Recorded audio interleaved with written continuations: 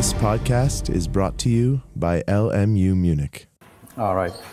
So I'll start with a little bit of a review of the previous lecture just because it's been 2 days and also because we kind of need to remember where we were.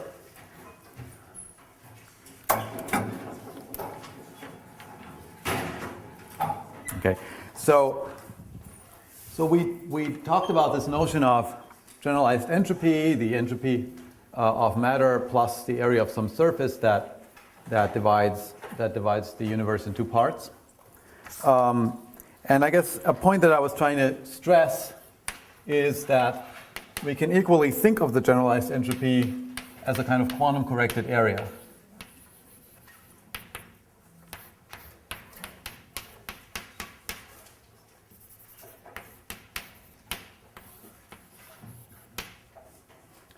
Okay, where here's a surface, it has area A, and out could refer to either side of it. It doesn't really matter. The surface does not have to be an event horizon anymore. We can consider this object regardless of whether the surface happens to be a cross-section of an event horizon. So that means that we can apply it in a lot more different contexts. Now, if it is an event horizon, if this does lie on an event horizon, so this is really some kind of black hole boundary, in that case we would probably be considering this to be S out, but it really doesn't matter. Then the reason that I brought this quantity into the discussion is that we can have the area theorem in classical general relativity, and we'll notice that it relies on this null energy condition, that the stress tensor contracted with a null vector twice is not negative. That's a condition that gets violated, for example, in the vicinity of a black hole horizon, but more generally you can write down quantum states where it's violated in some regions. And so the area theorem is violated. Black holes evaporate and shrink, but there is a quantum area theorem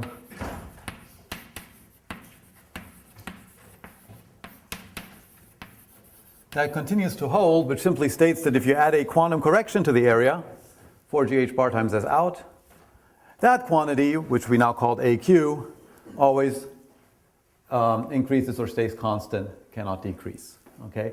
And this is kind of a weird way of stating what Bekenstein called the generalized second law of thermodynamics. Right? I've just multiplied everything by 4gh bar, which isn't really much of a transformation, but it's kind of a different viewpoint, okay? And I was advocating this sort of perverse viewpoint where you notice that you can derive the ordinary second law from the generalized second law if you simply have a situation without any black holes. And so in some sense, you could have derived the second law of thermodynamics from the area theorem of general relativity via this detour, via some kind of semi-classical conjecture, which we could call either the quantum area theorem or the generalized second law. Right? In this way of thinking about it, we would have called it the quantum area theorem. Right? And the reason that I brought this up is that this is what we actually do with other theorems in general relativity. And I described this a little bit, but basically what we did was all the hard work of erasing area and put focusing here.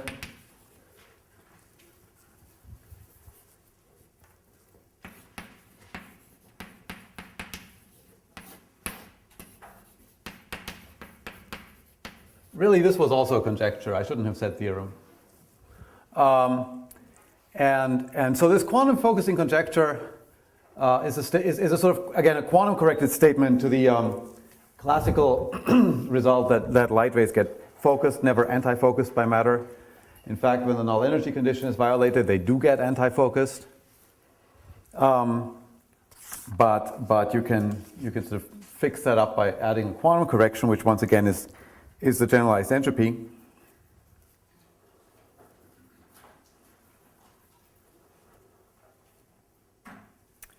And we don't have any other name for this. Okay, there's only the quantum focusing conjecture because it wasn't discovered any other way before. But what we can get from it is something called the quantum null energy condition.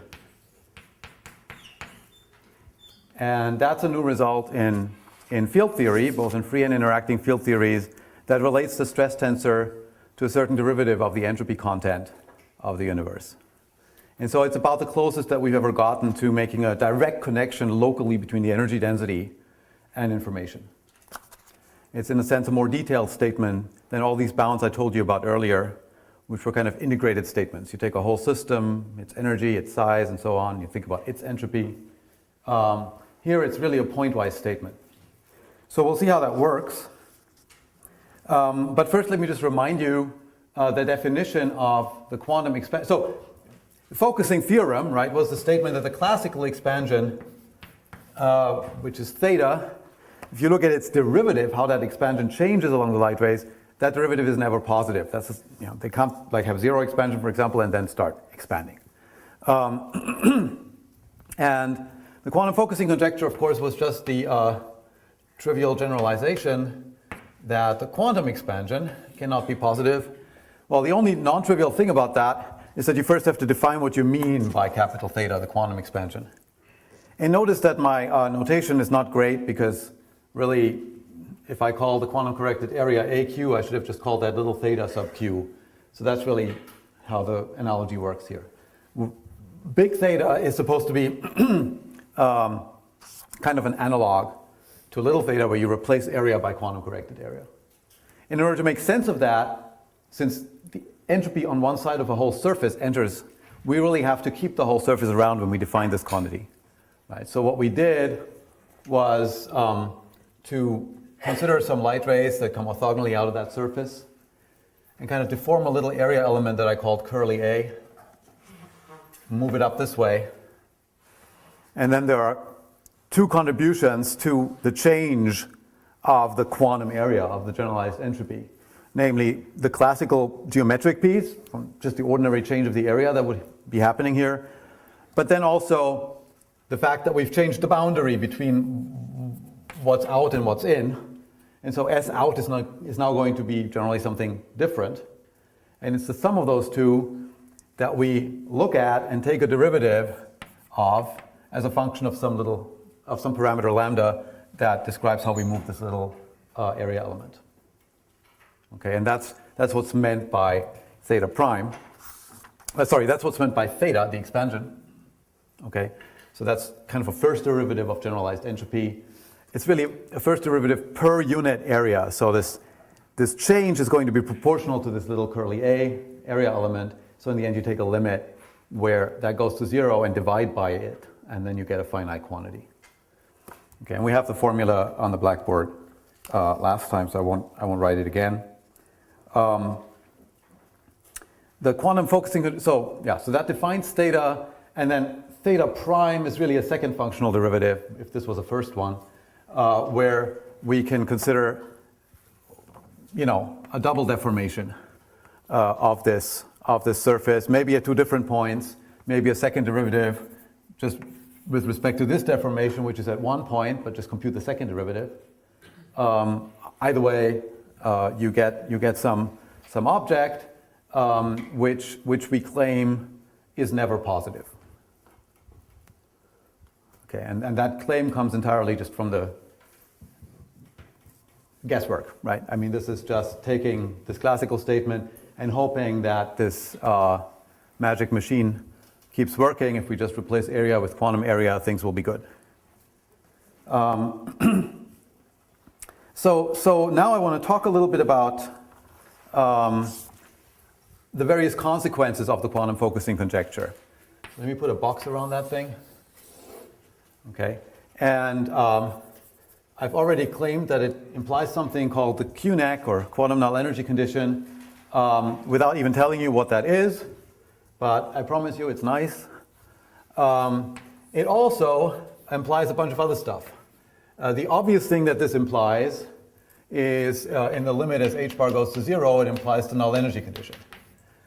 Excuse me. In the limit as h bar goes to 0, it implies the ordinary focusing theorem of GR. And that's not super interesting. I mean, we got it from a generalization of that theorem. What's a little more interesting is that it also implies the covariant entropy bound, and not only that, it gives us a more rigorous formulation of the bound. It tells us how to deal with this kind of problem where maybe we're looking at, some piece of a light sheet. Remember, the covariant entropy bound was the statement that if you have a surface of area A and you look at light rays which are initially, or everywhere, not expanding, light rays that are orthogonal to that surface, you follow them for a while and then you stop at some other surface which is necessarily going to have a smaller area A prime. Then A minus A prime bounds the entropy of all matter systems whose world lines or world tubes or whatever, world volumes intersect this light sheet. So this light sheet was defined by requiring that theta is everywhere, classical expansion is everywhere non-positive on it. Notice different statement than this. This is automatically true if the null energy condition holds, but here one is requiring that the light rays are actually contracting. Okay, so that the statement of the covariant entropy bound was that the entropy of all these matter systems, so S1, S2, you add it all together, you get some S, is less than A minus A prime over 4 GH bar. And so in particular, if you take these light rays all the way until the tip of the cone, until they all intersect, this would tell you a holographic type statement that the entropy is less than the area of some surface. Okay, but this is actually stronger than that since you get to subtract something from the area, so it becomes a tighter bound. Okay, so the claim is that this follows from the quantum focusing conjecture, and moreover, it's better because we used to be confused about exactly how to define this entropy. In the case where these are not washing machines or elephants, but maybe a single photon with wavelengths comparable to the size of this light sheet or longer. So you don't really know exactly how to, maybe that from a global viewpoint that photon carries entropy log 2, but now that I don't see all of it, how much of that is left? These were irritating sort of problems that also plagued Bekenstein's bound. Cassini got rid of them with this trick of defining a vacuum subtracted entropy. Talked about that a lot last time. He said, let's just compute the divergent von Neumann entropy of the quantum fields in some region of space. And then let's again consider this region of space, but start with a global vacuum. Again, compute its density operator, compute the von Neumann entropy of that. Subtract the two answers. And that recovers the washing machine entropy in the washing machine case, and it gives you a well-defined answer in this big photon case. Okay? This is not available to us right now because we are in a general space-time. We are not in a situation where gravity is weak. Okay? If gravity is not weak, as I think one of you guys pointed out in a question before I even had a chance to say it, if gravity is not weak, then we don't know what it means to reduce an excited global state and the vacuum to the same region, because the whole spacetime has a different shape in the excited state from the shape that it has in the vacuum. So it doesn't. There's nothing we know how to do in that case. We can't use vacuum subtracted entropy, and so we can't resolve this big photon type problem in a strongly gravitating setting or a non-weakly gravitating setting. Okay, so what the quantum focusing conjecture is going to give us is the covariant entropy bound stated in a form where we use the generalized entropy as sort of the key quantity. And then in some situations, you can break it back up into area and matter entropy. And in confusing cases like this, you just don't.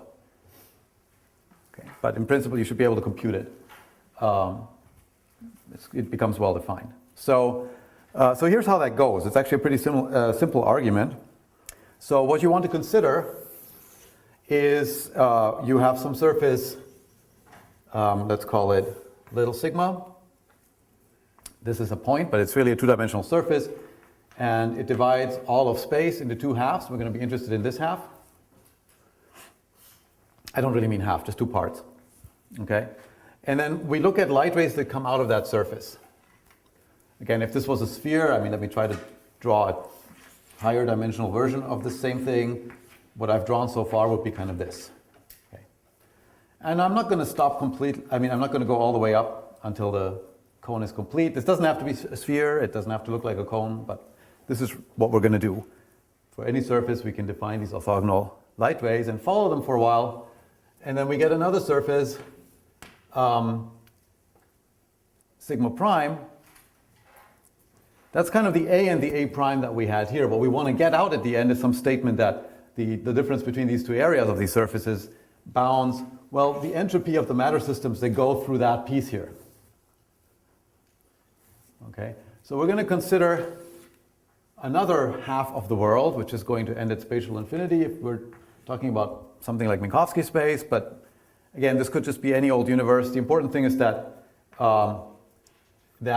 this surface, the entirety of this of these two lines together are basically just the unitary evolution of the data on this initial surface.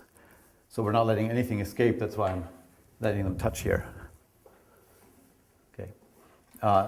Okay. So now let's ask what the quantum focusing conjecture tells us about this particular situation.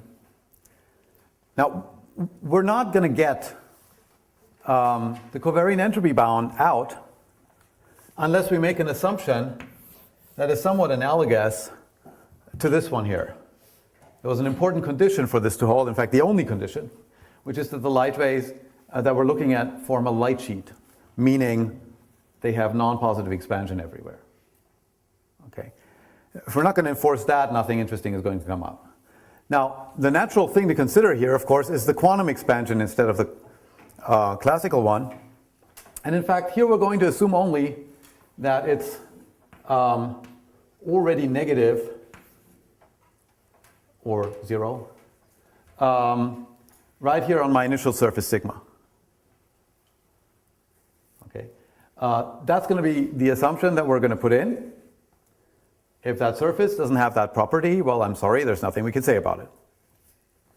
But if it does have that property, then how do we use the quantum focusing conjecture now? Quantum focusing conjecture tells us that along this light sheet, or quantum light sheet, or whatever it is that we've defined right now, maybe we should give it a new name,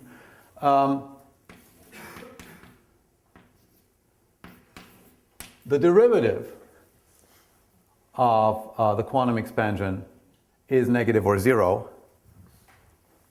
which means that the expansion itself stays negative all the way up to there. If it started out negative, and if it started out zero, it certainly can't become positive. Right?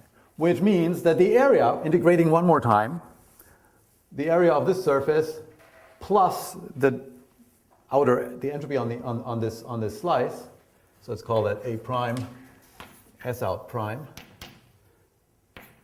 right? That's our AQ.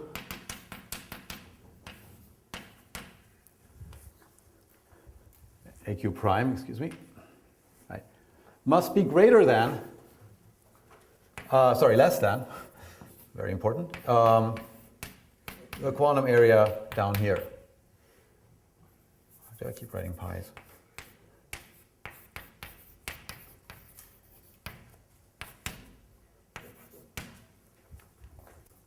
Okay, so this is one object. Here is another one. All right. So we learn, so this is the QFC, here we've used it. Okay, this is our assumption. Putting these together, we learn that S-gen prime is less than S-gen, or AQ prime is less than AQ, whichever version of this quantity you want to work with, which is great.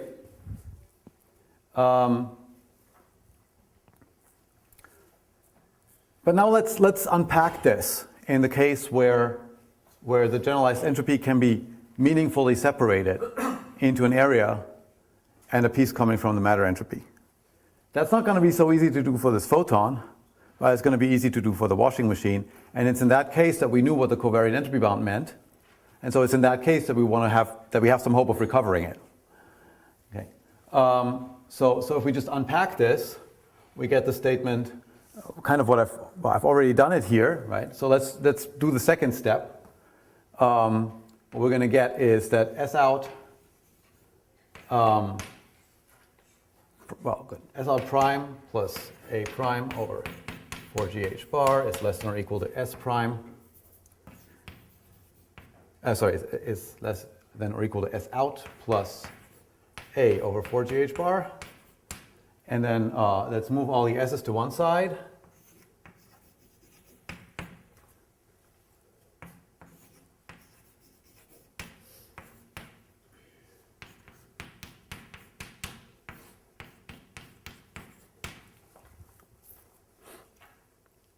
All right.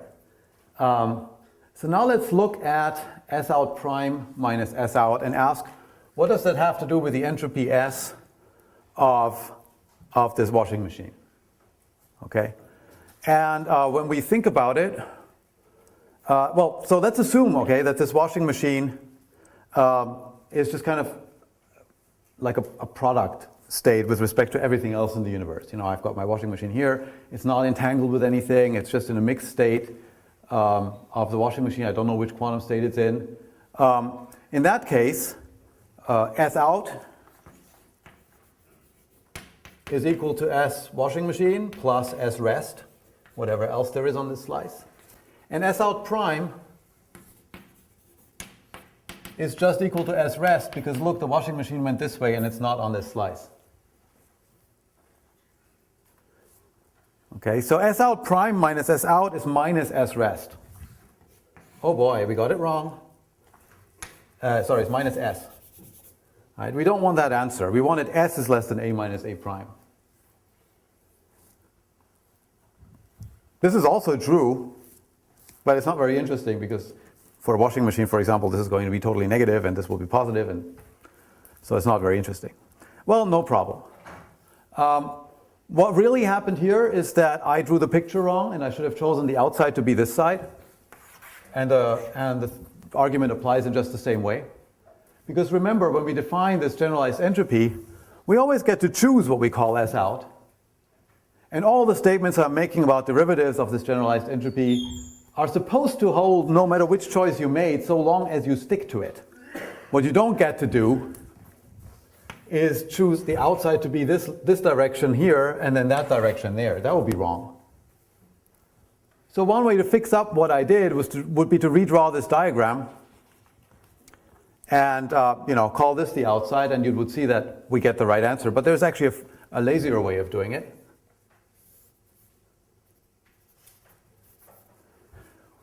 Which is, I'm certainly free to consider a quantum state where this washing machine is entangled with an auxiliary system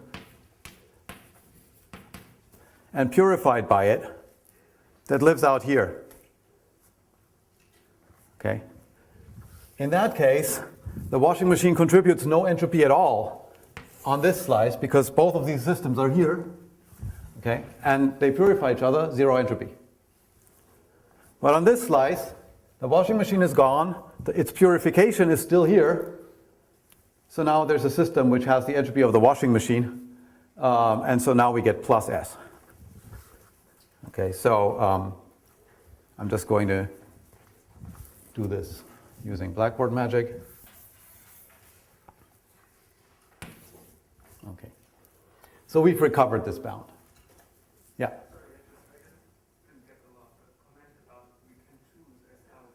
Well, yeah.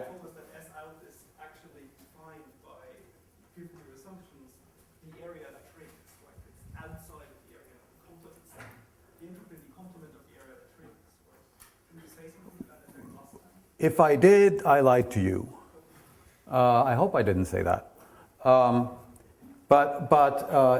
I mean, I think,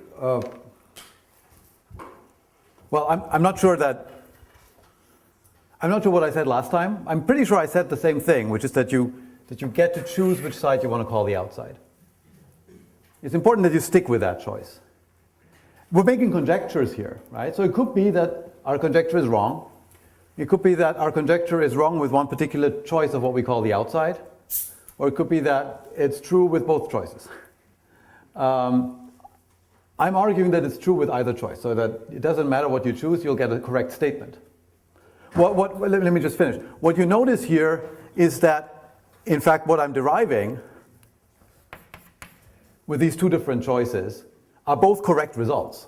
It's just that one of them is not very interesting, and the other one is. This happens a lot with inequalities like this. You know, you've got to apply them in a sensible way, not in a boring way. So I started by applying it the wrong way, and I got an uninteresting result, but one that wasn't wrong. Doesn't theta smaller than 0 imply that the complement has theta larger than 0 maybe? No, so theta is the, theta refers to, oh, I'm sorry.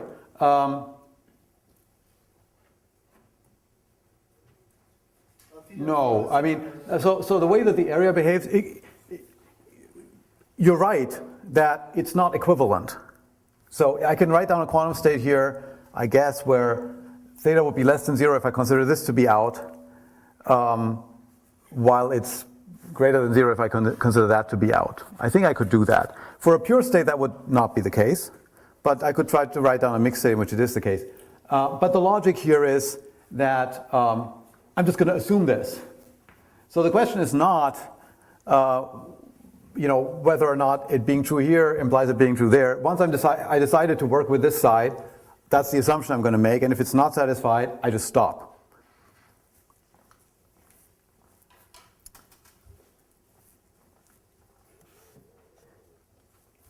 So I think this is very satisfying because it tells us that, again, by starting with pretty much the dumbest result in general relativity that you can find, and elevating it to some kind of quantum gravity conjecture, you get something that is stronger than, I worked hard for this thing, right? It was not easy to find the covariant energy rebound, okay? But here you get it from this dumb little thing, in pretty much one line.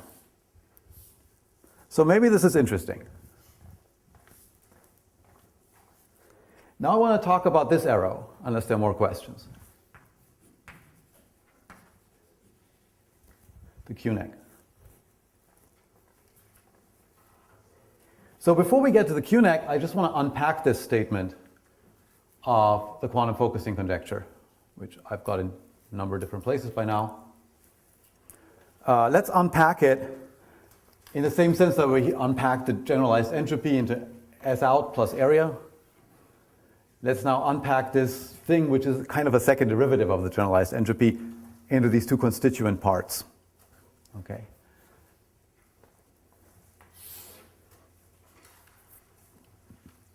So here's like one more time the QFC, written the other way around, because now I'm going to unpack this theta prime, excuse me.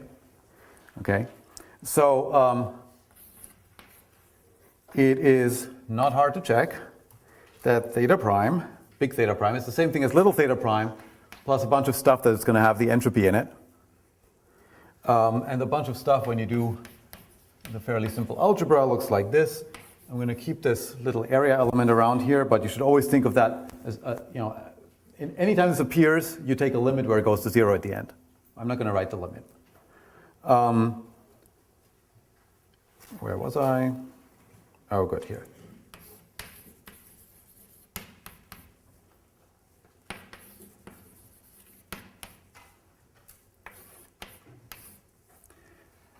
I should stress one more time that, in order to keep this kind of not notation heavy and big formulas, I'm being sloppy about writing down things that are really second functional derivatives, in some cases with delta functions stripped off and so on. And I should really suggest that, if you want to learn more about this, these things are defined more carefully in our papers. And I also forgot I wanted to write some references down that you can find out more So this is kind of an impressionistic notation, and what's really meant in all cases are shape deformations of a surface, derivatives with respect to those deformations, first or second. Right.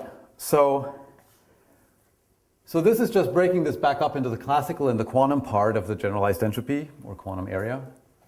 And now I'm going to take one more step and break up this theta, this classical theta, well, theta prime, in terms of Ray-Choudhury's equation. Remember, we actually have a formula in general relativity for what theta prime is going to be. Right? Theta prime is minus a half, it's called Ray-Choudhury's equation, minus a half theta squared minus the shear squared, let me just write that here like so, minus Newton's constant times the expectation value of the stress tensor contracted twice with a null vector in the direction of the light rays that we are following here. All of this thing here is theta prime, excuse me. Okay, and then this guy just goes along for the ride.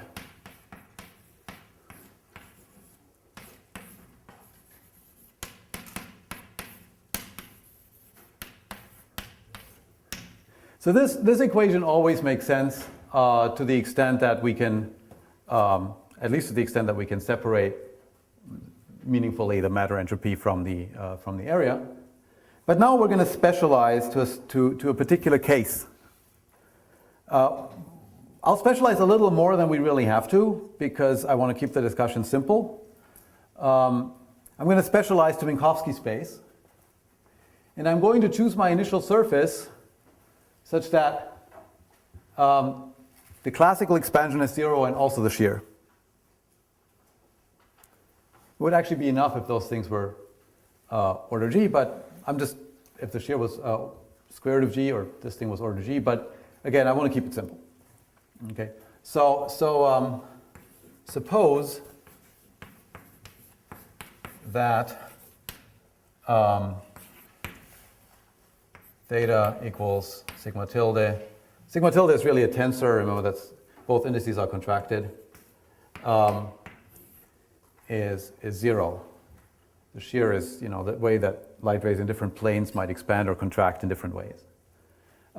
It's not that hard to find a surface like that, right? Just take an infinite plane, for example, in flat space. Okay, so we can do that. It just means I'm not going to be allowed to look at any old surface. I'm looking at a very special one right now. But not that special. We can find infinitely many through every point in flat space.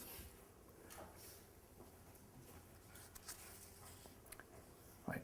So you can see now that a lot of things will drop out.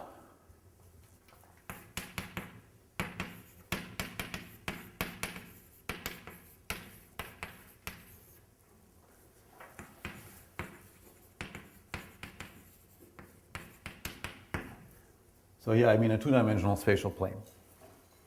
Okay, a lot of things will drop out in this equation. Right, this term won't be there. This term won't be there, and that one too will go.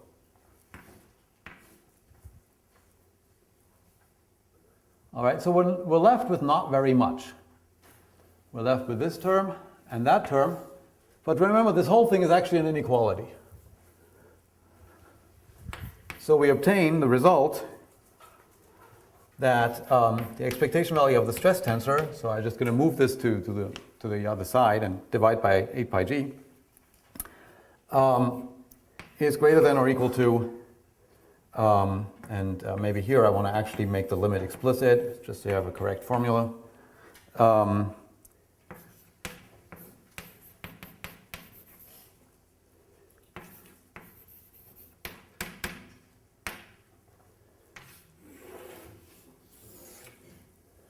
Okay, so here's the result that we got.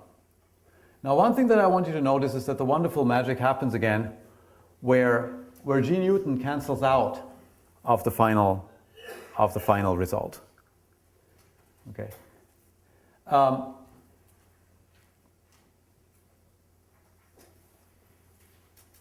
Right. Okay, so this is a statement about the stress tensor. In fact, it's a statement about precisely the component of the stress tensor that enters into the null energy condition. Do I still have that somewhere? No, I didn't actually write it down. But the null energy condition was the statement that TKK expectation value is greater than or equal to 0. Right? That's the statement that we knew was wrong in many situations. You can write down quantum states where it's not true. Right? So our claim is that this is what replaces it. There is actually a lower bound on the stress tensor of matter, on the local stress tensor of matter. But it's in some sense not a universal bound, because of course this quantity depends on the quantum state that we're in. But you don't actually need to know what the local stress tensor of matter is explicitly. It depends. You can constrain it, bound it from below by a certain second derivative of the entropy on one side of an infinite plane that contains the point where you want to know what the stress tensor is. So if you have some point, you can consider any plane that any infinite plane that it lies in, and then you consider light rays coming out of that plane. Maybe I should try to draw this in some kind of 3D way. So here, this is time. This is space. Okay. So this line here is really a plane at one time. This point is really supposed to be a point in that plane. And then there's some null vector that comes out of it, like a little light, like a little laser being fired, just one pulse moving up like that. And what we're asking about, right, is all of the entropy on one side of that plane, how that thing changes as I deform this surface up along that light ray and make this outside a little bit smaller, or if I chose this side a little bit bigger. Again, the claim is that it's true no matter which side I choose. There's a first derivative there, there's a second derivative there. The second derivative is what bounds the stress tensor at this point from below.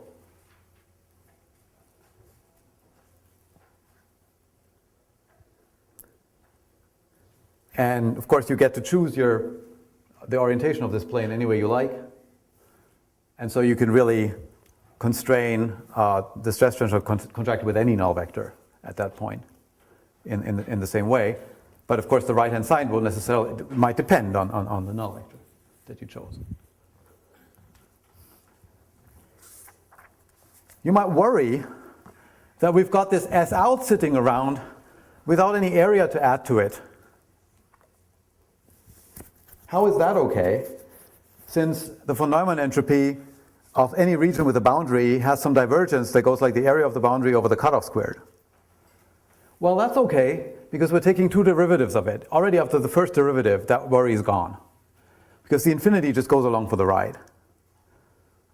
Okay, so if there was just S out here, this would be kind of a weird statement, which would be cutoff dependent and couldn't possibly, I think, make any sense. But the fact that there's derivatives appearing here get rid of the infinities and leave us with a well-defined quantity.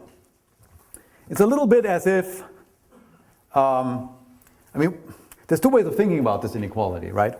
One way of thinking about this inequality is to ask, well, what's the least my stress tensor could be? Well, if somebody tells me what S out double prime is, then I know the least it could be. But you can turn it around and think of it in terms of kind of I guess the acceleration of the information content as you move a surface to perhaps include a new region. Right? It's in that viewpoint, I find it easier to think of out as this side.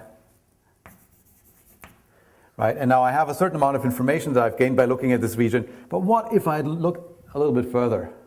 So then there's a change of how much information I can gain by having access to this bigger region. And so I can define both a derivative, or like a velocity, and an acceleration of the manner in which I'm able to see more and more information, right? And if I'm unlucky and this point contains negative energy, that's like putting a brake on all the fun that I was having getting more information as I deform my surface. I'm still gonna, gain some information, but not as rapidly as I did before. If I have positive energy, then that's like hitting the gas pedal, and I can pick up information more rapidly, at a more rapid pace than before. I don't know if that helps, but I feel like I like to have different ways of trying to look at this statement and thinking about it.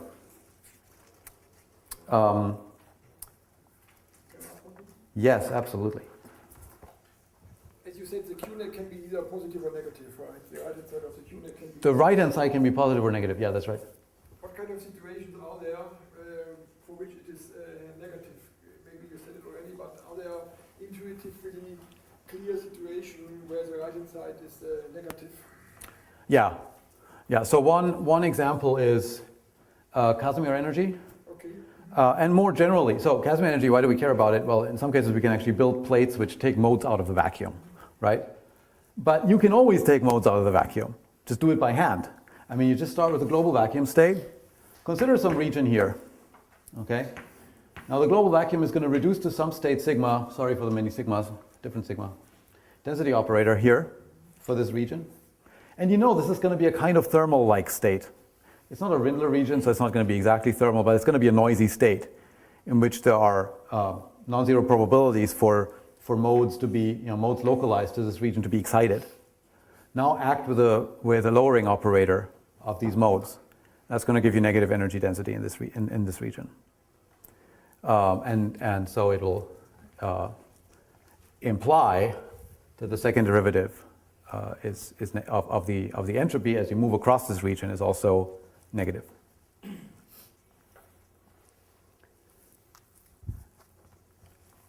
Other questions? Yeah.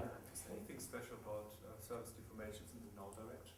Can you make a similar statement about deformation in space-time directions, for example? That's a really good question. Yeah. We're not sure, I think is the correct answer, except in 1 + 1 dimensions. There it looks like one can, and in fact Aaron Wall has written a paper where he does. So but I think that's a really interesting question to explore. Are there quantum versions of things like, the other energy conditions, like weak energy condition or whatever, strong energy? Probably not strong because it's wrong, but yeah, the other dominant energy condition. It could be, but we don't have such a result currently. Yeah. It's only a stupid question, but is there any change if there's a true cosmological constant in the Einstein equation in the gravity sector? You have really a cosmological constant, maybe positive or negative? There's no change. Well, it's a little bit trickier finding the kind of surfaces where you can apply this, but maybe one thing that's important, right, is that the cosmological constant does not contribute to TKK, and so it doesn't really interfere. So the right-hand side is not affected by any cosmological constant?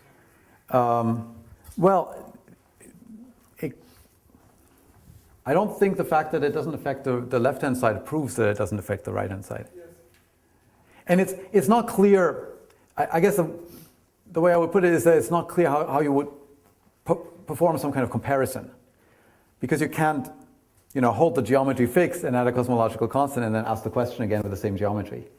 And so it's not clear what it would mean to say that, just varying the cosmological constant, how it would affect this inequality. Other questions? Yeah. Just for clarification, so the right-hand side is choice dependent. So you can choose any of these planes and construct S out, or is there? Yeah. So the best bound is then by maximizing over all these choices. No.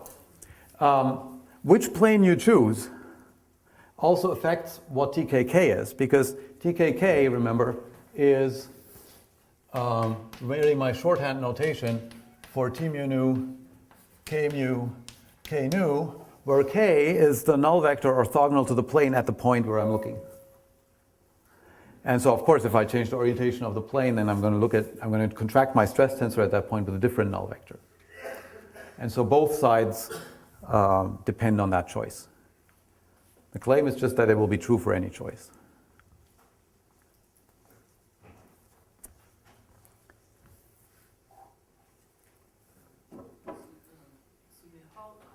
I don't follow how can you just move to the quantum expansion part. So first you have just classical expansion theta, then how do you move to that part? Are you asking about this derivation? So here I started with a QFC as a conjecture, quantum focusing conjecture. I have no idea if this is true. I'm pretty confident it's true, but I can't prove it to you. I'm just going to assume it. And then all the rest is just algebra. Any physical meaning for this quantum expansion? Yeah, it's like the classical expansion quantum corrected, all right? That it's the variation not of the area of a surface under a small deformation, but of the generalized entropy of a surface under a small deformation. That's its physical meaning. Okay, so classical expansion, you don't have this part of quantum states changing. The classical expansion is sensitive only to the geometric part of the generalized entropy, only to the area part. And so it doesn't have any information about the von Neumann entropy of one side of the surface. The generalized entropy has that. It has both of these things together. And so the quantum focusing conjecture is just literally guessing that when you include quantum corrections, the classical focusing theorem actually turns into a true statement in nature. So what is focusing after you put the quantum expansion? Well, it's no longer purely a geometric statement. Quantum focusing is not the same thing as classical focusing. Classical focusing, we have a nice little picture in terms of light rays. They bend this way or that way. This is just mathematically the same type of quantity, but where you've now added a quantum information piece to that purely geometric picture. So now I'm pretty confident that one day we'll have a theory where this will once again all seem like the same degrees of freedom. But right now, that's how that's how semi-classical gravity presents itself to us. It presents itself in this funny way where we get to add areas of surfaces to the entropy of matter, and that quantity happens to be an interesting one that satisfies non-trivial relations. So does this mean that the light ray doesn't come not focusing, but some states also doing some change? I mean, in focusing conjecture, light ray always gets focusing, but in your new picture, will the light ray also get focusing? No, Not really. we already know that they don't. Okay. We know that they don't, right? The light rays, for example, in the immediate vicinity of an evaporating black hole, anti-focus. Right? Take the event horizon of an evaporating black hole, and now move like some incredibly small distance out from that. There's some light rays that are trying to get out. In fact, they're making a little bit of progress, but it's very slow. Okay, if you're right at the event horizon, you don't make any progress at all. You keep sitting at the event horizon. That's kind of the light rays that generate the event horizon. And the ones that are a little bit out, well, they keep getting further away from the event horizon, but in the beginning they do so more slowly than the black hole evaporates. And so in fact, the area that they span goes down. So they are converging initially. But eventually, because they're outside the event horizon, we know they're going to break loose and run off to infinity. And so they do precisely this sort of thing. So we know that in nature, to the extent that we know anything, that light rays can in fact anti-focus, right? But if you apply the quantum focusing conjecture to the same situation, it basically becomes the generalized second law, and it is satisfied. What's happening is that, of course, entropy is being generated in the form of Hawking radiation during this process, and that makes it work. That now contributes. You have to include that in this sum, and now suddenly we have a sort of at least mathematical analog of a focusing statement, but it's not the focusing of light rays in the geometric sense. Yeah. Once you fix a plane, do you have the flexibility to choose which side is out? Once I fix the plane. Yeah. You have it. So choose for both. Of course, you can also think of a different choice of out as simply rotating the plane by 180 degrees. So since I already have that freedom, it's not really, yeah. The second derivative of both sides does not necessarily agree. It's the same, right? They're not the same. That's correct. But if you choose the, that's right. So I'm sorry. Yeah, you're right. In fact, they're not redundant statements. Yeah, because they constrain different components of the stress tensor. Thank you. Okay, so right. So once again, I already gave this sort of speech in the first lecture, but I want to give it again. In the first lecture, when we derived Bekenstein's bound, I tried to make sort of a lot of noise about the fact that it doesn't have G Newton in it, and that it's really weird that by thinking about gravity from some sort of semi-classical point of view, you can arrive at a statement that doesn't seem to have gravity in it. There's no Newton's constant, but nevertheless seems to constrain what matter can do. You can't have more entropy than 2 pi times ER over h bar. Only h bar, no G Newton. So that was surprising. That seemed amazing. But then it turned out that we didn't really know until Cassini taught us. We didn't really know what S and E and R in that bound exactly meant, and that was very irritating because we couldn't tell whether it was true or not for that reason, or even whether it was interesting or not. And we couldn't tell whether it actually follows from the generalized second law or just happens to be some other statement that is already true in quantum field theory, whether or not you have gravity there. Then Cassini proved the bound in a formulation where all those quantities were made precise. And lo and behold, it just followed from quantum field theory.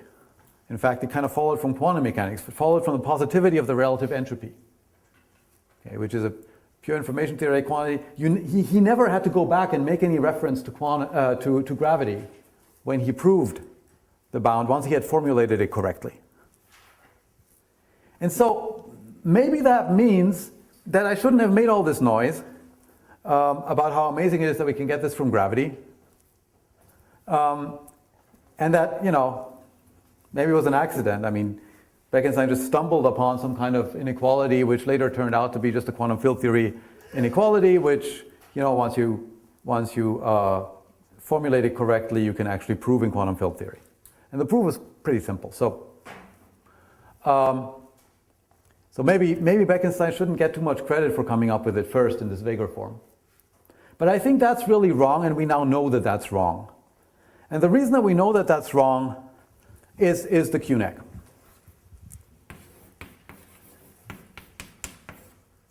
So this is the QNEC. Here what we derived is, first of all, an expression which is already well defined in quantum field theory. We didn't get something vague out. We got a very precise statement out. Secondly, that statement was not known before, despite the fact that people were kind of interested in whether there's a lower bound on the stress tensor. But this statement wasn't known. Nobody even guessed it before we got it from the classical focusing theorem via this detour of a quantum conjecture. And thirdly, you can prove this in quantum field theory, but unlike this proof, which is like 2 lines of totally elementary algebra, it's like 100 pages if you add together the proofs for free theory and interacting theory, of like excruciating computations of Renyi entropies and a modular evolution of various horrible states. Okay, it's really, really, really, really hard to prove this in quantum field theory. We only did it for free theory, and then later Keller and Leichenauer found a proof for interacting theories with a gravity dual. If you assume ADS-CFT, then it was possible to prove this. And then later Faulkner and collaborators were able to formulate a general proof for all interacting theories. So now we've kind of got it covered. But that was insanely harder than this derivation. And so I think at this point to go and say that this has nothing to do with gravity or quantum gravity is just ridiculous, right? It's clear that what we're really seeing here is an imprint of quantum gravity. It's an imprint of the unity of nature in low energy physics, in a theory that we already have discovered and understand. But in that theory, this imprint is completely obscure, so hidden that we didn't even guess it until we got it from gravity. And it's certainly extremely hard to prove, but you can. Right? So I think that's a classic case of something where you have to say, well, it's great, wonderful, it's already there in unitary, Lorentz invariant quantum field theory, but that's not really where it comes from. And that's why I find this interesting. It means that there's a sense in which we can probe quantum gravity in the lab, because you can measure these quantities. And I'm actually talking to some of the people with labs and trying to figure out how hard it would be to measure these quantities. I have no idea how hard it is. Now, again, that might sound a little silly because we already kind of know that quantum field theory works.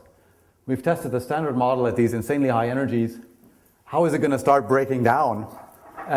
This could be just a single photon, right? That of arbitrarily long wavelengths. You can arrange for this to be a non-trivial bound in a setting at arbitrarily low energy, close to the vacuum. How is that still an interesting question? Whether this is, didn't I just say that we proved it? Well, we proved it, using quantum field theory, assuming a theoretical structure that yes, we have probed in certain regimes, and I personally think it's true. Yeah, it's going to work. But it's kind of similar to what we do when we worry about. I don't know if you guys have heard about this concept of quantum supremacy.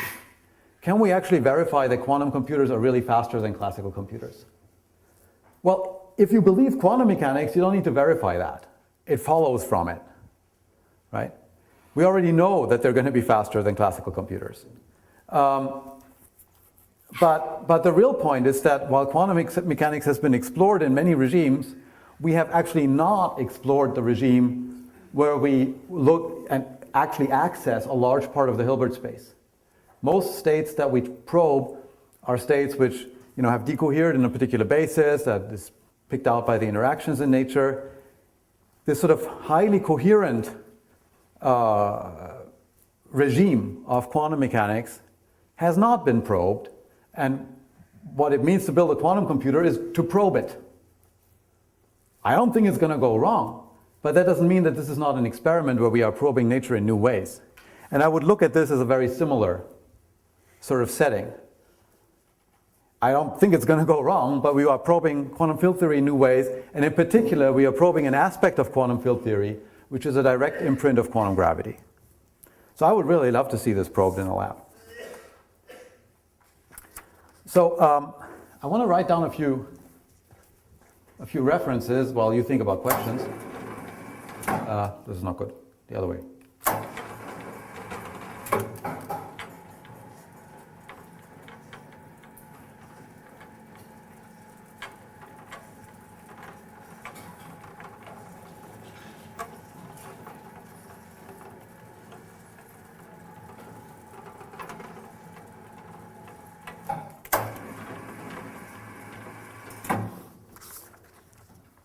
Okay, so I already wrote this one down, but I'll write it down again. There's an old reference. This is a review paper on the covariant entropy bound. This doesn't have any of these modern developments in it, but in terms of the construction of holographic screens and the thermodynamics of black holes and how sort of these bounds grew out of that, that's a good place to start. And then I don't really have a good review paper for these newer developments. Maybe I should try to write one at some point, but I haven't. But I recently wrote a little contribution to a memorial volume for Bekenstein, who unfortunately passed away a few years ago. And it's like a lightning review, useful not for really learning about this, but if you sort of want to remind yourself about the logical connections between a bunch of things and where you can look it up, it's got the references. So it's kind of a very quick, more like, where do you look further? So, good. Then, for the older papers, I should really urge you to read Bekenstein's 1972 paper. It's gorgeous. It's like, 1,500 words, a couple of equations, and, quantum gravity. Awesome. And it's very, very easy to read. And then in 1981, he formulated this entropy bound 2 pi times energy times radius over h bar. Then Cassini in 2008, I don't have the archive number for this, but it's called Relative Entropy and the Bekenstein Bound. I think it's very easy to find. That's the one where he formulates it and proves it in this rigorous version. A couple of things I didn't have time to talk about, which are somewhere in this universe of entropy bounds that are interesting, I think, are 2 papers by myself with my student Zachary Fisher and Juan Malacena and Cassini, where we give a quantum version of the covariant bound that's different from this quantum version that we got from the quantum focusing conjecture. It's kind of weird because we were also able to prove that one, but they're not equivalent. Neither implies the other.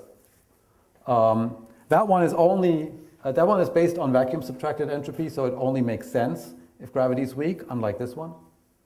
But there are overlapping regimes of validity, of course. This one can also be applied in this regime. And it's one of the puzzles that really bother me, what the relation is between these results. Maybe there's a stronger statement than any of these, stronger even than the quantum focusing conjecture, that implies both. That would be nice.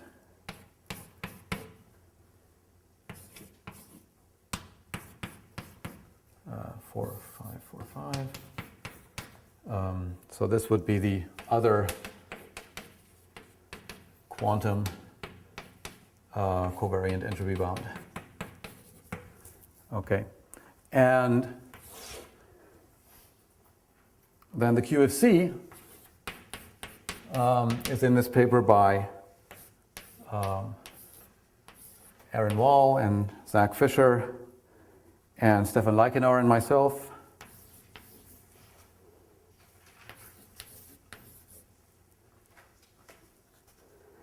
And by the way, there's a lot of beautiful work by Aaron Wall that I highly recommend to you that I didn't have time to talk about. Among other things, he was the first to actually prove the GSL in a large regime, in a regime of perturbative gravity. And then the QNEC, well, the QNEC is kind of in here, but we actually gave a proof of it in this paper.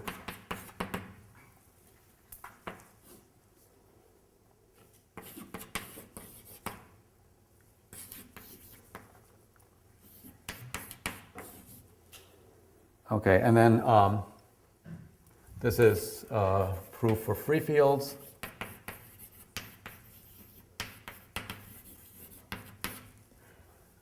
Then there's a proof by Keller and Leichenauer for interacting theories with a gravity dual. So in other words, you can compute the entropy and its second derivative using the Ryutake-Yanagi surfaces that come down from the surface whose shape we're varying on the boundary.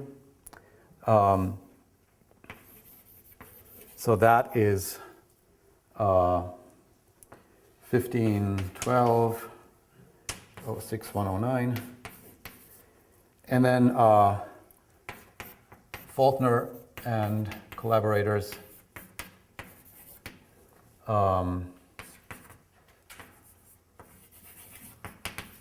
gave a general proof for interacting theories in this paper, 1802, so this is quite recent.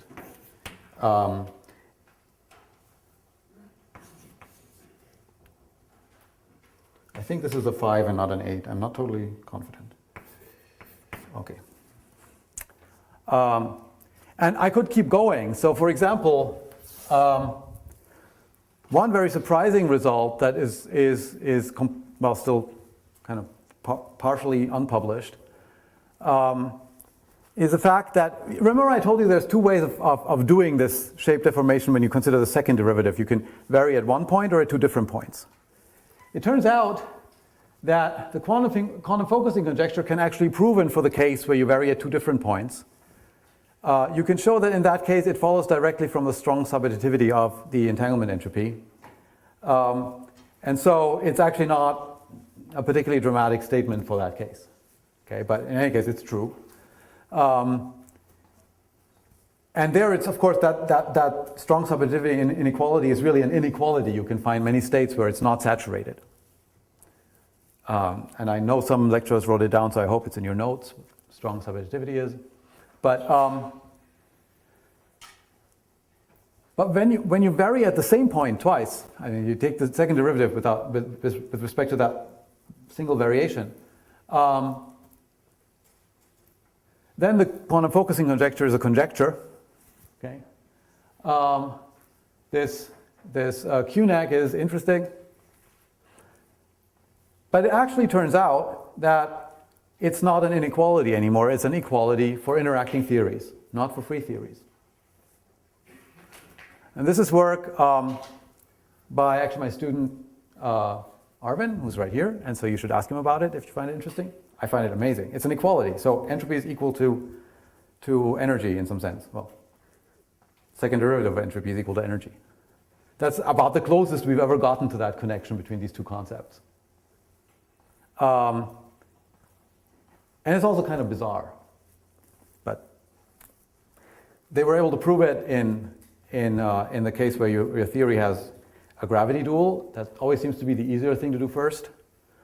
And I believe they have a proof together with Tom Faulkner, and I think some of his students are postdocs, for the fully general interacting case. Okay. I don't have the reference for the proof that's already published, but you can find it.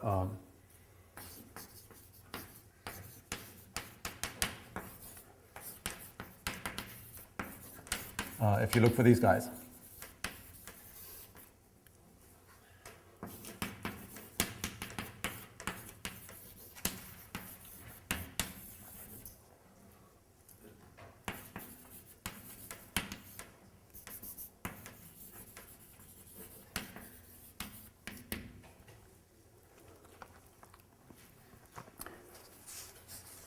Okay, any more questions about this?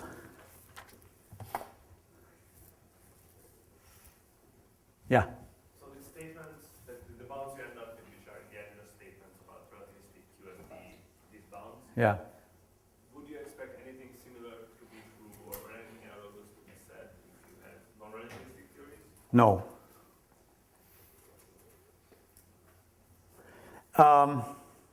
But I wish I would, because obviously in terms of actually verifying this in a lab, we'd have a lot more possible platforms available if we could go to our friends who trap atoms or something, than if all we get to work with are photons. Maybe it's true, I just don't have a particularly good reason to think that some... So what you'd want, right, is some statement where it's okay to subtract the rest energy of your stuff. If you're in a non-relativistic situation, this TKK is going to be dominated by rest mass. And you tend to get a very uninteresting statement because the rest mass doesn't contribute very much to the entropy. And so, you know, maybe one way to get to an interesting statement is to come up with some formulation where that's somehow subtracted out. And you're only interested in the stress energy sort of above that base level. And maybe, but I don't have any particularly good reason to think. You know, I don't have an argument for why it should be true.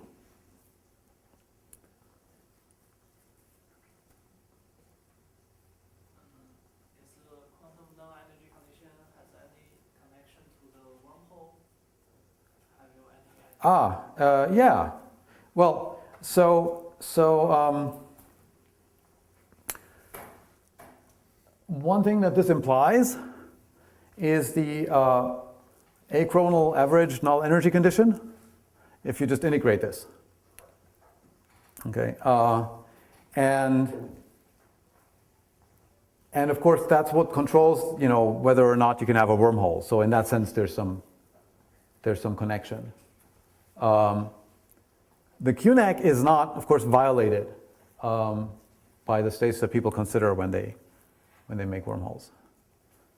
So I would say the QNEC is a somewhat stronger statement than the average null energy condition, or achronal average null energy condition.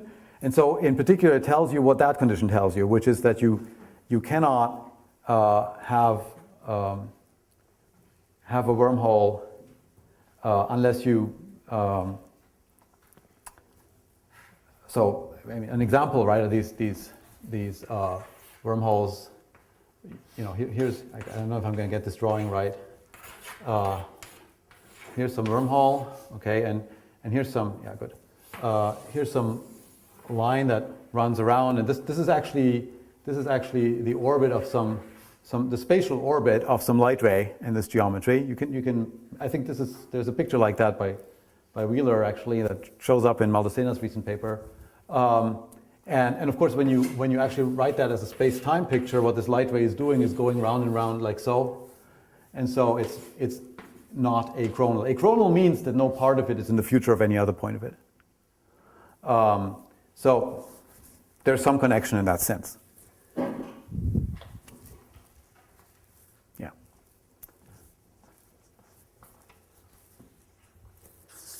So I wanted to discuss firewalls a little bit. I also wanted to discuss cosmology and the cosmological constant. It doesn't look like I'm going to do that, but that's okay. I do have like 15 minutes to talk about firewalls, which is, I mean, how hard can it be? So if there are no more questions, then I'll move on to that. And really all that I'm going to have time for is like giving you sort of my best understanding, or what I think is the best way of thinking of the paradox, and then telling you why I'm a really grumpy guy who doesn't like any of the current approaches. And I don't know the answer to the paradox, but I think it's amazingly interesting. So here's our usual picture of black hole that was formed by the collapse, let's say, of a cloud of dust or a star. And here is a caricature of a Hawking particle that makes its way out to infinity eventually. But right here where I do that little b, it's still very close to the horizon. Okay? So this is some kind of wave packet. If it's close to the horizon, then its wavelength, if it's a typical Hawking particle, is about comparable to its distance from the horizon. They stretch as they redshift on their way out. And then once it's about a black hole radius away from the horizon, then it just kind of propagates through flat space all the way out to infinity. So there's some sort of zone, near horizon zone, which I can draw something like that. Let me not be too specific down here. Where the thing redshifts as it moves away. In this picture, it just looks like a 45-degree line because it's a Penrose diagram. And of course, we know that B together with the rest, so rest minus B, up here at future infinity is in the state, so I should not say rest. All Hawking radiation minus B, okay? Those two things together, in other words, all the Hawking radiation, should be in some pure state if I started with a pure state. Those two states should be related by a unitary operator, okay? So that thing is pure. Okay. Now, in a typical situation, you might expect that if I don't yet have all of the Hawking radiation, but let's say B is the Hawking quantum that's emitted by a black hole that has, let's say, 60% evaporated and 40% is still left. Then B, together with all of the early Hawking radiation,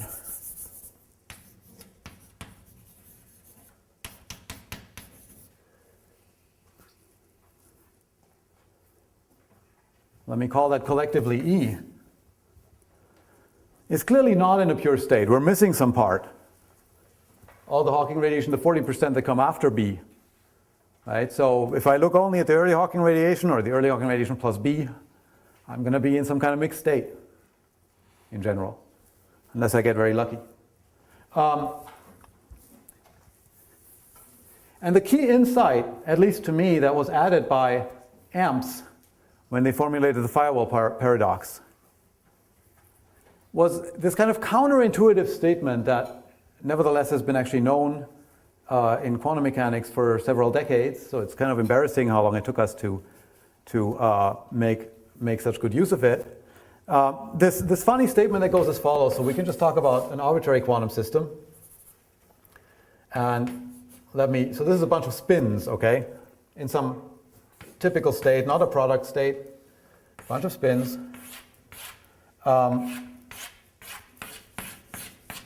Let me pick out a particular spin and call it B. Okay. And let me represent the 60% of the Hawking radiation that we already have. This would be all of the Hawking radiation, right? In fact, let me put B on the boundary there, so that's the next one that comes out. So this is E. All right. So this Hawking radiation already came out. E is in a mixed state. E and B together are in a mixed state. Doesn't look good.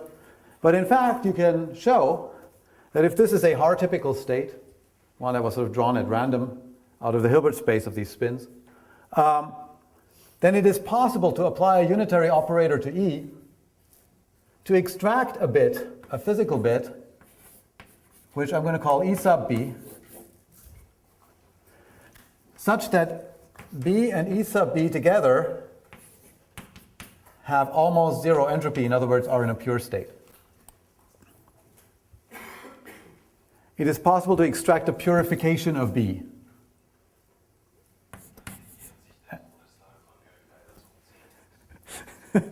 Yeah, that's cause for celebration. So we can, this is pretty amazing. It doesn't even, as long as you have more than half of the system available, you can do this. Here I have much more than half available, so in fact I could choose a subset of E, so long as it's more than half any subset of E, and I could find an almost exact purification of this little B in it.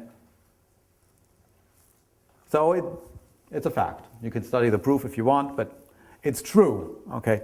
And why is this so important? The reason that this is so important is that we had this idea of complementarity, which fooled most physicists for 20 years, Samir Mathur not included. He was right about this. I don't think he had the AMPS argument, but he knew what was wrong with this. Which fooled us into believing that we get to say that what comes out of the black hole is, no information is lost. It's a unitary operation, scattering matrix like everything else from the outside point of view, and yet, from the point of view of an infalling observer, the horizon is like there's nothing there, just empty space. We thought we could get away with this apparent contradiction. The reason it's an apparent contradiction, of course, is that if you start with Hawking's calculation and assume that the horizon is empty space at late times, you predict that you lose information. So you don't get to say that from the outside point of view. You have to say that there's some kind of physical membrane there. But the idea was that when you fall through, the membrane just kind of dissolves into empty space and everything was fine. Because that's what's demanded by the equivalence principle, by general relativity, basically together with adiabaticity of the vacuum. So we wanted to have our cake and eat it too. And we thought complementarity could let us do that because once this observer has seen that there's no membrane there and nothing bad happens when she crosses the horizon, it's too late to tell the observer outside that he's all wrong about this membrane being there. And it's certainly too late for her to go back out and check that the evolution is unitary. And there were significantly more sophisticated thought experiments that this idea of complementarity seemed to pass. And Laura's talked about that at some length, so I don't need to go into it. It seemed to work. It kind of made sense. Look, we have one, as long as these observers can't talk to each other after some apparent contradiction occurred, it's a contradiction only if we sort of play God and we can see all of the universe, but it's never an actual contradiction that somebody sees in an experiment. It sounded really great. I thought it was really great. But what this little, it's like one of these ads, There's this weird little fact about quantum mechanics. What this lets you do is construct an actual contradiction in one person's lab. Precisely the thing that was the criterion for whether or not complementarity is consistent. If one person can have an impossible quantum state under these assumptions, unitarity from the outside, equivalence principle when you fall in, then those assumptions are not consistent with each other. Okay? Now, what is the experiment that we can do? The experiment that we can do is, before this observer falls in, she was certainly able to collect all of the early Hawking radiation and act with it with any unitary she wants. Well, now that we know this leads to a paradox, people are questioning whether she can actually do this. But let's not start with the fifth iteration of trying to solve it. Let's start with like the straightforward thing that you think you can do. It's just radiation. It's nothing fancy. It's far from the black hole. It's a totally controlled regime. So Alice, who's going to jump into the black hole, before she jumps in, extracts this purification, E sub b, of the Hawking mode, B, that she's going to encounter. She calculates her flight path, that she's going to encounter on the way into the black hole. While it's still reasonably close to the horizon, but this could be a black hole a billion light years across, so this could be a mode that has an arbitrarily long wavelength, essentially. It's nothing quantum gravity about it. It's a nice, happy quantum field theory mode. So she takes away, puts in her pocket, this purification that she extracts with a fancy unitary operator from the early radiation, and she travels with it to the black hole until she meets B. Okay, so now she has in her pocket E sub B. B is right there as well. And together, they form an entangled state with entropy 0. But each one of them separately has entropy order 1 in a typical situation. Okay? Then she crosses the horizon. In her lab, it's big. She can pick up all these modes. She can act on them simultaneously. She now also accesses B tilde. And if we want the vacuum, so this follows from unitarity. If we want the vacuum at the horizon, so GR, B and B tilde must be together entangled and form what we call the vacuum. Right? We've now heard, I think, pretty much every lecturer describe the fact that if you break the vacuum up into the left and right side of any surface, it's an entangled state. This is left, this is right. Okay? This violates strong subjectivity of the entanglement entropy. It is not possible to write down a state, let's say for 3 qubits, and qubits are good enough for this argument, in which these things are true. This is like saying you have a state like that,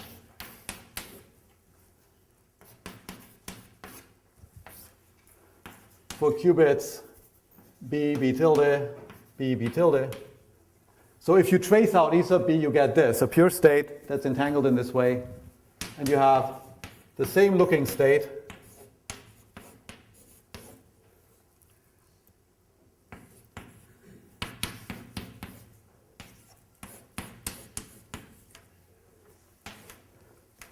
for B when we combine it with E sub B. In other words, you start with your tripartite state, you trace out little B tilde, you get this state.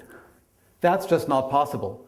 One way to see why this is not possible without studying strong subjectivity in detail is that you can use quantum teleportation to use this type of state as a Xeroxing machine. Right? If you have this state, then I can now go and take any unknown quantum state, chi, measure it together with B in some Bell state basis, and out it comes over here. But if I have this state, I can do the same thing, and out chi comes over here. So I've just Xeroxed chi, an unknown quantum state. That's not allowed. So you can see immediately that it's impossible to have a tripartite state, which when we trace over B gives you this, and when you, over B tilde, and when we trace over EB gives me that. So it's just not possible. And what's nice about it is that these two conflicting entanglements really correspond directly to sort of fundamental principles that lie at the heart of the theories that we're trying to combine. Unitarity for quantum mechanics and the equivalence principle of general relativity.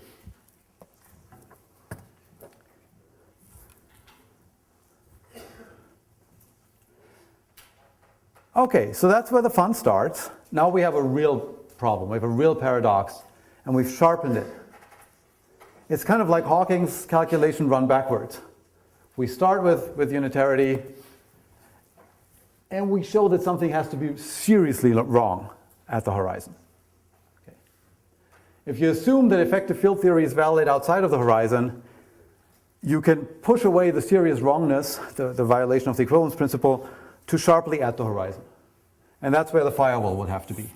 So if you believe in unitarity, you have to give up this entanglement, but you have to give it up for modes which locally to an infalling observer have arbitrarily short wavelengths and are localized right near the horizon. And so that's a very high energy sort of shock of some sort. It's an argument by contradiction, so it doesn't tell you exactly what happens. But whatever it is, it's not good. And it looks like you're just going to go splat on this structure. Then, of course, from the point of view of general relativity, it's an absolutely insane thing to say that right here, precisely in the most empty space, if you put matter there, it immediately goes into the black hole. Why doesn't this firewall collapse and fall into the black hole? We're used to the idea that we get vacuum for free. The universe expands and more modes are pulled out of the Transplanckian regime, and they don't seem to be in some horrible firewall state. So what's going on here? I really don't know. I'll say this. So when you're thinking about this problem and you try to figure out, what should be given up, what should we change? My feeling about it is that it's clear that something big has to give here. It might be that we're missing some pieces and we're just not ready to solve this. But what I wouldn't be interested in is some kind of compromise solution where we're violating both of the principles that are at conflict here. That seems non-minimal to me. So a lot of the structure in approaches like the ones that Papadodimos described in his, what I thought were fantastic lectures, I'm skeptical about that. Similarly skeptical about ER equals EPR, because in those approaches, you basically violate the linearity of quantum mechanics. And he was very clear. He was very clear about that. He was not trying to hide that under the carpet. And so, here we got into all of this trouble because we insisted on unitarity, and now we're going to lose linearity. That doesn't seem like a really good deal to me. What do I mean? Well, in a state so the basic idea, I think that's common to these two approaches, is that in the end, you say that these double entanglements are really the same entanglement. Because this thing is somehow related to that thing. It's in some sense identified, whether you think of it as an identification of degrees of freedom or of operators. Right? That way you try to make it consistent again. But notice that this state here, first of all, is an arbitrary entangled state. In fact, it doesn't even have to be entangled. There's a complete basis of black hole states in which these two things are in product state. They're just hard to make. As soon as this thing is in a product state, B by itself is pure, and there's no way it can also be entangled with B tilde and form the vacuum, no matter what things you identify. You're already done. And again, there's a complete basis of such states. So now the only way that you cannot get the prediction that in any typical state you get a firewall is to give up linearity, because you can form any state out of these basis elements. Now, suppose we have a state which is easier to make, in which B and EB are together pure, but separately they have entropy order 1. They're highly entangled. Well, just saying that little b is the same thing as E sub b doesn't really help, for two reasons. One, you can't really say that two things are the same thing if they're distinctly different degrees of freedom in an ordinary lab, which is exactly the kind of experiment that we just constructed. You can only say that two things are secretly the same if you never have an opportunity of observing them both, if they're never in anybody's past light cone jointly. In that case, you can say, I'm going to be identifying them. But as soon as you can actually probe them both, that doesn't make any sense. So the first thing you have to do if you follow that approach is you have to declare that firewalls do form if Ellipse performs the experiment of isolating E sub B. And again, this was something that Kyriakos was very explicit about. The idea is somehow that that is a complicated operation and maybe somehow that's okay to have firewalls then. I don't really understand why it's more okay to have firewalls when you do something complicated than when you do something simple, since you're doing it far away on some... Okay, so it's a very highly non-local thing you have to assert. Maybe it's true. But you're still not done. Because this state is an arbitrary state, and this state has to be the vacuum. And so the map that you have to define when you identify, in some sense, operators here with operators there, or you identify this degree of freedom with that one, is a many-to-one map. It's brutally nonlinear. No matter which entangled state this one is, and remember, even with 2 qubits, we can already write down 4. With A qubits, we can write down 2 to the A, E to the A. Almost every entangled state is not this one, but maybe 0, 0, minus 1, 1, or 0, 1, plus 1, 0. All of these states for the outside portion of the geometry, once you view them as states of the vacuum near the horizon, have to be mapped to, well, that one state that we call the vacuum. So it's very forced. There's no principle that picks that out other than that's the answer we want. Right? Kyriakos' construction would work equally well if we wanted to construct any other entangled state at the horizon. There's nothing in it that actually picks out the vacuum. That doesn't mean it's not a good idea. It's you know, but these are the reasons why I don't feel satisfied. My good friend Steve Giddings, who left in protest earlier, he has this idea that there are non-local interactions that somehow, here's a black hole, here's a near horizon zone, and somewhere here, modes that behave as Hawking predicted and contain no information. At some point they start picking up this information. It comes from in here through some non-local interaction. You can write down terms that do that by hand. But it means effective field theory is now violated even outside of the horizon. There's no local effective field theory explanation for the evolution of a mode as it moves away and suddenly its state changes. It's a desperate situation. You get to write down desperate things. But my problem with this is that it's not better than a firewall other than being nonviolent. The only difference here, why don't we like firewalls? Because we have no way of understanding how such a structure could suddenly appear in the middle of nowhere at the horizon of a black hole. But if I'm allowed to write down such terms, no problem, I can have a firewall. The only way that this is better is that I can survive passing through it. But the universe is full of violent places. It doesn't care whether we can survive passing through them. That's not a principle of physics. And it's worse than a firewall because now I've also given up effective field theory outside of the horizon and effectively given up black hole thermodynamics. So that seems to me a very high price to pay for just the comfort of traveling through the, it doesn't fit for me. I'm over time, so I think I'm gonna stop ranting. But I think that's where we are. We don't know the answer. It's led to a lot of progress, just being forced to think about these things again. And we probably are missing some ingredients. But what I would argue in light of everything you've heard, Samir has this also fascinating idea, which I already had before we knew about this Schar paradox, that there are these fuzzballs. Those, I'm not sure. I think there are different versions of that proposal. In some cases, you also give up local effective field theory outside the horizon. Maybe you don't. I think all of these things should be explored. I think we should not stop trying to solve this by sort of softening or getting rid of the firewall. But I also feel that we're not spending enough time thinking about the awful possibility that there really is a firewall and asking the hard questions about that. Can we find even an approximate effective description of when and where such a structure should form? What are the criteria for when and where it could form? Can we formulate those in terms of physics we already know? Why don't firewalls form when the universe expands? Why do they form in these places near killing horizons or maybe isolated horizons where it looks like certain modes are stretching and redshifting exponentially? Well, why don't they form on a Rindler horizon though? And so on.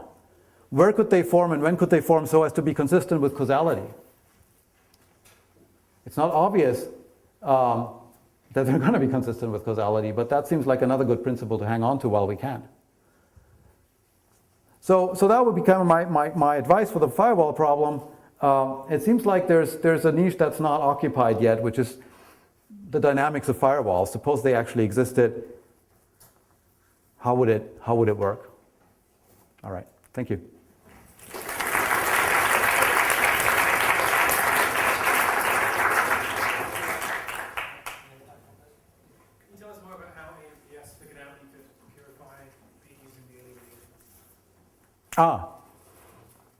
They looked up the theorem. It's some theorem from the 70s. I don't actually, Arvind, do you know the exact reference for that by any chance? Yeah, but it's in that paper, and it's also in the paper, by the way, by Preskill and Hayden, and it might be that they learned it from them. It's really, Preskill and Hayden got awfully close to, I think they used exactly the same. I'm sure they used exactly the same theorem when they showed that if you throw a bit into an old black hole, you can get it back out immediately. That relies on performing such a unitary operation. They just didn't connect all of the dots. And so it was kind of lying around for a few more years before AMPS came along. And then, of course, I want to stress that Samir had been arguing for a long time before that if the information comes out, the horizon cannot be information free. And that means there has to be something there. It can't look like the vacuum. I hope I'm paraphrasing this correctly. Yeah?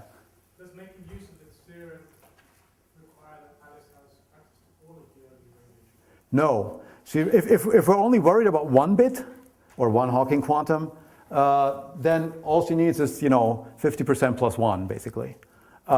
If we're going to make the argument about more bits, well, then she needs more. But we can always, do a thought experiment where the black hole is really big, and I have it 90% evaporated. After that, it's still really big. That gives me a lot of bits that I can apply this argument to. Yeah. It says S is approximately 0. How much effect does the approximately have? Yeah. So that depends on how far you. So if there's one bit that you want to purify, and you take here 50% plus n bits. It's exponential in n. In e to the minus n, maybe with some prefactor. So or maybe it's 2 to the minus n. But yeah, that correction goes down exponentially with a number of extra bits that you have access to beyond the 50%. For this theorem, is there a restriction on the state? Like, can you find some very atypical Yeah. states? Yes. Absolutely. Absolutely, there is. This theorem applies to hard typical states. But it's important to note that that's in some sense the best case scenario. If your state is not hard typical, for example, suppose that we have a product state over all of the spins. And I think I said this earlier. Those product states also form a complete basis. In fact, that's the one we usually like to use, right? So we're looking at a product state basis of all the Hawking quanta. It should be possible to prepare a black hole so that it spits out the Hawking radiation in this form. You just run it backwards, right? Just if we believe in unitary evolution, right? But then if you have that state, you don't need any more fancy arguments to show that there has to be a firewall at the horizon. Because it means that every single Hawking quantum is already pure by itself, so it can't possibly be it can't possibly be half of the vacuum.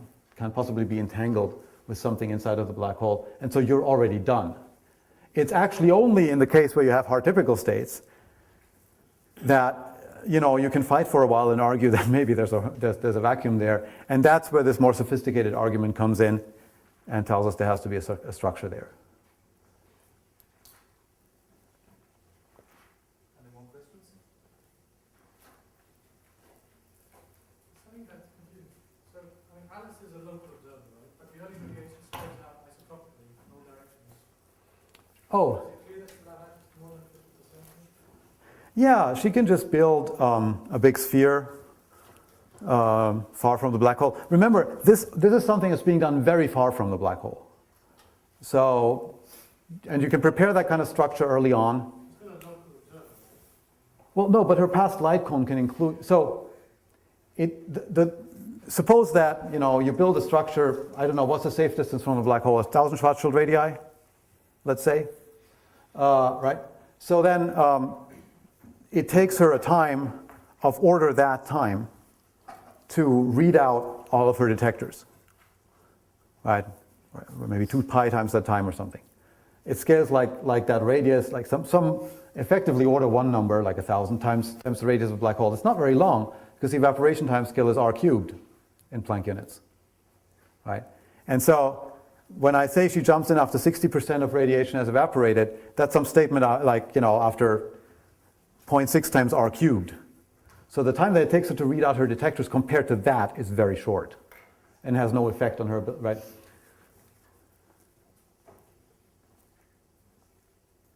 Okay, I don't see any more questions.